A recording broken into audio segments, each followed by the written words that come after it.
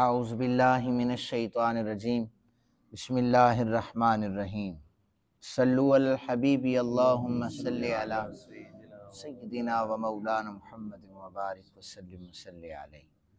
بسم اللہ الرحمن الرحیم.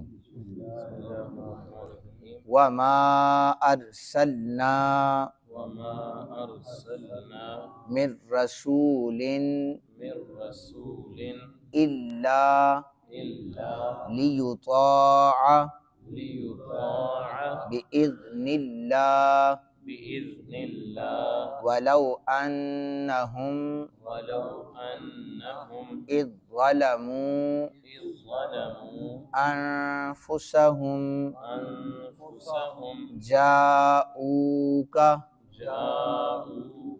فاستغفروا اللہ واستغفر لهم الرسول لوجدوا اللہ توابا رحیما. فلا وربک لا یؤمنون حتی یحکموک فیما شجر بینہم ثم لا یجدوا فی انفسہم حرجا مما قضیت وَيُسَلِّمُوا تسلیما. صدق اللہ العظیم. ترجمہ سماعت فرمائیں. رب ذوالجلال ارشاد فرماتے ہیں کہ ہم نے ہر رسول کو صرف اس لیے بھیجا ہے کہ اللہ کے حکم سے اس کی اطاعت کی جائے، اور جب یہ اپنی جانوں پر ظلم کر بیٹھے تھے تو یہ آپ کے پاس آ جاتے، پھر اللہ سے مغفرت طلب کرتے، اور رسول صلی اللہ علیہ وآلہ وسلم بھی ان کے لیے استغفار کرتے، تو یہ ضرور اللہ کو بہت توبہ قبول کرنے والا اور بے حد رحم فرمانے والا پاتے. اے رسول مکرم، آپ کے رب کی قسم، یہ لوگ اس وقت تک مومن نہیں ہو سکتے جب تک کہ ہر باہمی جھگڑے میں آپ کو حاکم نہ مان لیں، پھر آپ کے کیے ہوئے فیصلے کے خلاف اپنے دلوں میں تنگی بھی نہ پائیں اور اس کو خوشی سے مان لیں. یہ ان آیات کا ترجمہ ہے.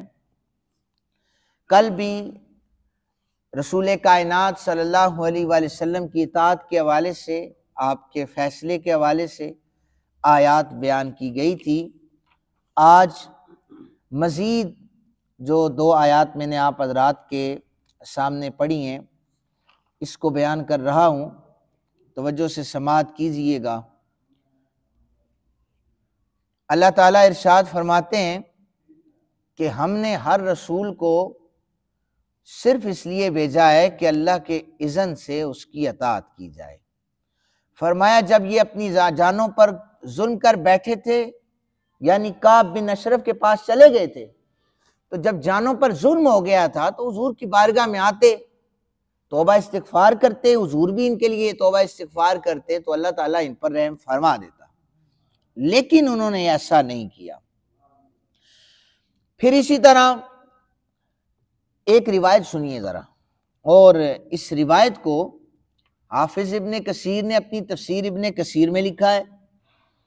امام قرطبی نے اس روایت کو الجامع الاحکام القرآن میں لکھا ہے، اور ابو حیان اندلسی رحمۃ اللہ تعالی علیہ نے اس روایت کو البحر المحیط کے اندر لکھا ہے. اور علماء دیوبند کے مفتی تقی عثمانی صاحب کے والد صاحب مفتی محمد شفیع صاحب، انہوں نے اس واقعے کو تفسیر معارف القرآن کے اندر لکھا ہے. اور اسی طرح اشرف علی تھانوی صاحب نے اس روایت کو نشر الطیب کے صفحہ نمبر 254 میں لکھا ہے. اور دیگر بھی مورخین نے، محدثین نے، مفسرین نے لکھا ہے. یہ حوالے جات اس لیے دے رہا ہوں، آپ ذرا روایت سنیے گا. اور ہر مسلک ان روایات پر متفق ہے، چونکہ یہ روایات قرآن کے بھی ٹکراؤ میں نہیں آتی، نہ ہی احادیث کے ٹکراؤ میں آتی ہیں. اور اتنے بڑے بڑے بزرگ جب کسی بات پر مہر ثبت کر دیں تو ہمیں وہ من و ان تسلیم کرنا ہوتی ہے. اللہ تعالیٰ نے اس آیت میں عاصیوں اور گناہ گاروں کو یہ ہدایت دی ہے کہ جب ان سے خطا ہو جائے تو بارگاہ مصطفیٰ کریم صلی اللہ علیہ وآلہ وسلم میں آ جائیں. وہاں پر آ کر جب استغفار کریں گے تو اس بارگاہ کی برکتوں کی وجہ سے اللہ ان کی مغفرت فرما دے گا. مفسرین کی ایک بڑی جماعت جن کی تفاسیر میں گنوا چکا ہوں، ان میں بھی ایک نام ہے الشیخ ابو منصور الصباغ رحمۃ اللہ تعالی علیہ. انہوں نے لکھا ہے کہ میں ایک دن نبی پاک صلی اللہ علیہ وآلہ وسلم کے روزے پر بیٹھا ہوا تھا. اس واقعے کا میں ذکر کر رہا تھا. میں حضور کی بارگاہ میں بیٹھا ہوا تھا، ایک اعرابی آیا، اس نے آ کر کہا السلام علیکہ یا رسول اللہ صلی اللہ علیہ وسلم. اور وہ اعرابی آ کر روزہ رسول صلی اللہ علیہ وآلہ وسلم پر کہنے لگا کہ میں نے اللہ عز و جل کا یہ ارشاد سنا ہے قرآن پاک میں کہ وَلَوْ أَنَّهُمْ إِذْ ظَلَمُوا أَنفُسَهُمْ جَاءُوكَ، جانوں پر ظلم کر بیٹھو تو آپ کے پاس آ جاؤ. اور یا رسول اللہ میں آپ کے پاس آ گیا. چونکہ تخصیص نہیں تھی کہ حضور اپنے ظاہری حیات طیبہ میں موجود ہوں تو جاؤ یا وصال کے بعد جاؤ، تخصیص نہیں کی گئی قرآن میں.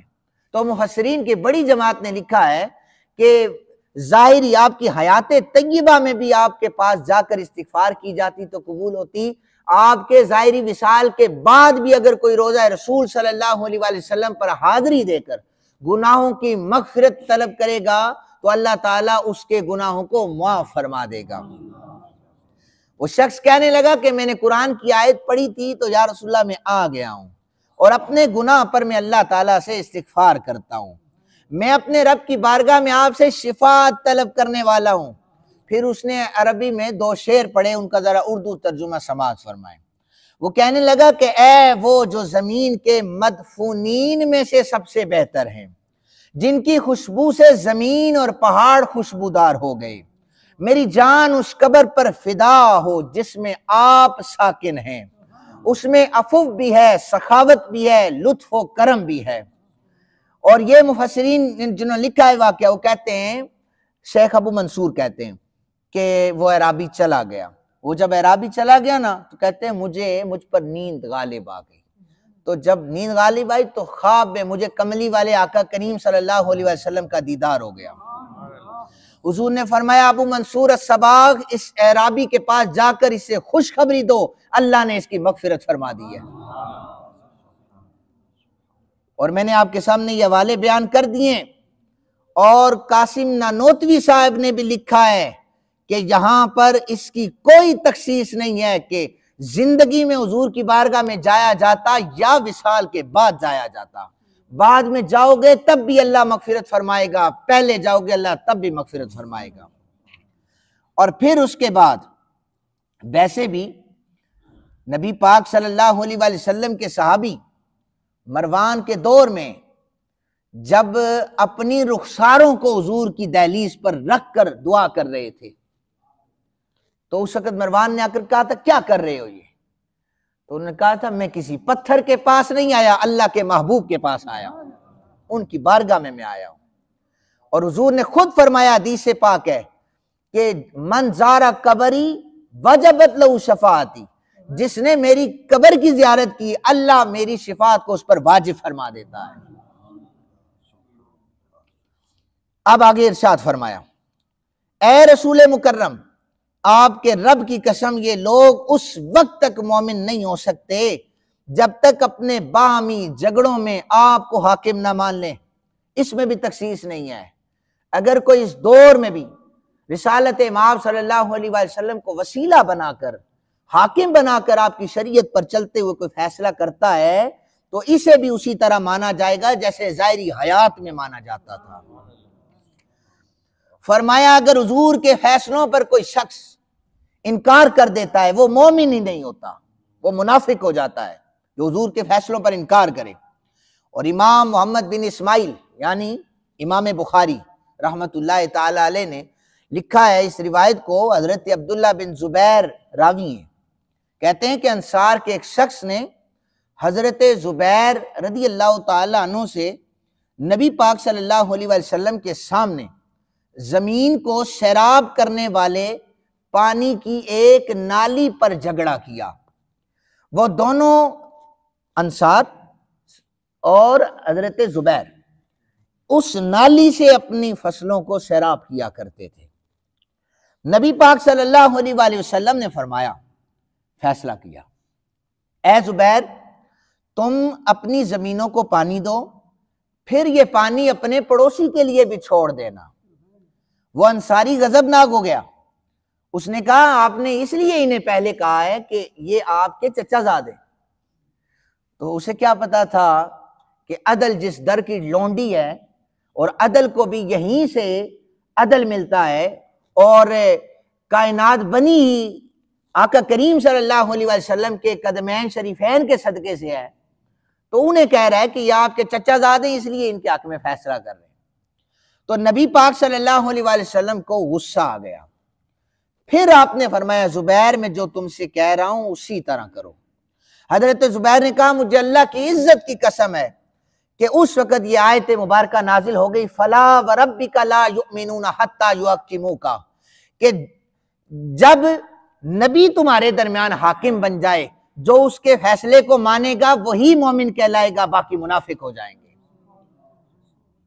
اور دوسرا فیصلہ جو میں نے کل بیان کیا تھا کہ یہودی اور منافق کے درمیان فیصلہ تھا، حضرت فاروق اعظم نے واضح پیغام دے دیا، جو ہمارے آقا کے فیصلے کو نہیں مانتا پھر ہماری تلواریں اس کا فیصلہ کر دیتی ہیں۔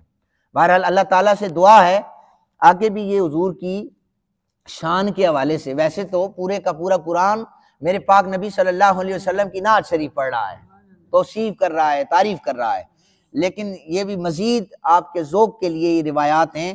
اللہ تعالیٰ ہم سب کو حضور سے سچی محبت کرنے کی توفیق عطا فرمائے۔ وما علینا الا البلاغ المبین۔ آمین۔